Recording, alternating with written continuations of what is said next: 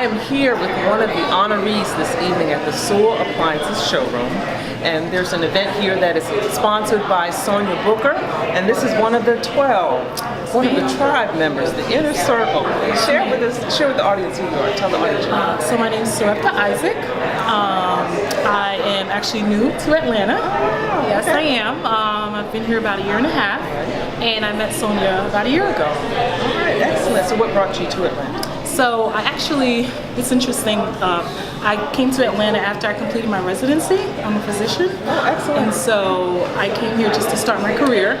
And it's been great ever since. Excellent. You met Sonia about a year ago. So I take it in addition to being a physician, you have your own business. Yes. Well, actually, it's interesting because I moved here to start a job with a practice, but I ended up opening my own practice 6 months ago that I'm very excited about.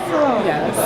So I, just been practicing, and I'm involved in real estate investing, also kind of on the side of that, in addition to my medical practice. And I met Sonia a year ago, and she's been tremendously influential in my journey, my wealth building journey. Wow. I know there are a number of things that she has helped you with, and she's been influential in your life. Is there one particular thing or two particular things that stand out for you? Sure.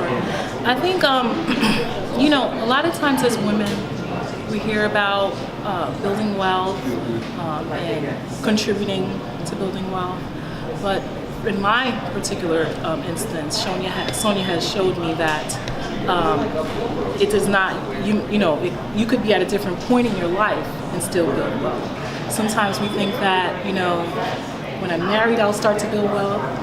When I have those children, but you can be a single lady, a single woman here in this time and still do it. Sonia has showed me the importance of actually doing that and how to start and go about doing that. So there's this phrase by George Eliot, and he says it's never too late to be what you might have been. And I think it speaks to what you just said about, sometimes we say, well, when the children are grown, or, when I retire, or what have you, but the time really is now. Right. The time really is now. Absolutely. And she showed me that not only is the time now, but you can do it. Right? Because sometimes we just think that we can't do it. Right? We're too far behind, or maybe we're too young. We don't know enough. We're not smart enough. And she showed me that you can do it, and these are the ways that you can do it. So it's been awesome. Oh, awesome. So are there any particular challenges in having your own practice? Any particular challenges in real estate? Because you work in real estate as well. Yeah. And just juggling all of that. Any particular?